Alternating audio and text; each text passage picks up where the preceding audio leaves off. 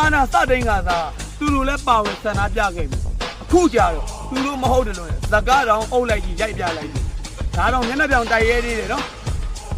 ပြောပြန်ရင်လည်းပြောတဲ့သူအစိုးကြအောင်ပါပြည်သူကျွေးရထမင်းကိုစားခဲ့တဲ့အကိုတွေအမတွေကပြည်သူအားပေးမှုနဲ့နန်းဒီတစ်လုံးနေရာတစ်ခုရခဲ့ပြီအခုကြမှာခွေးနဲ့ပေါင်းပြီးပြည်သူမျက်နှာတက်တက်ကြီးသွေးပြလိုက်လှုပ်ထားကြအောင်ပေါ့ကွာ အကောတော့မတို့အခြေအနေရမယ်ဖြစ်ဖြစ်ဝိုင်းရဲတော်ပဲဖြစ်ဖြစ်နီးရတာကြောလို့ပဲဖြစ်ဖြစ်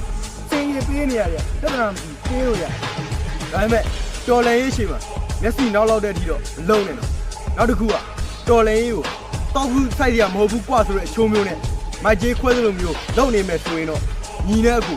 ဖေနဲ့သားတော့ခံယူချက်ချင်းမတူရင်စစ်မြေပြင်မှာမင်းဦးမင်းပြစ်ဟာဦးငါပြစ်ဆိုပြီးဆွဲပြမျိုးပြတေကန်းပြလုံနေရတော်တိုင်းမှာအကိုတို့အမတို့လူအမှုပညာသမားတွေတော့ကတော့စမပွဲဘူးဝမ်းရတော့ပါဆိုရင်လည်းဝမ်းရတော့ပဲလို့နီးရတာကြောလို့ပါဆိုရင်လည်းဘယ်တော့ပို့ပြီးနီးတယ်လို့ပြောပတ်ဝန်းကျင်ကိုလေ့လာပြီးခဲ့ခဲ့ တာတာထိုးထိုးနဲ့ပူရဖားရဝမ်းမြောက်ဝမ်းတာနှောက်ထိုးပြီးတော့လှုပ်နေမယ်ဆိုရင်တော့ဒီလေးထားပြီး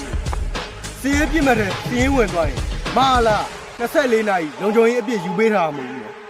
သူတော်မိယူတောက်ဟောင်းတဲ့ထွက်ရဲတဲ့အခြေအနေတစ်ခုမှာမင်းတို့လာဆိုရင်တော့အိမ်ထဲထိရောက်လာလိမ့်မယ်စေနာနဲ့တတိပေးတာ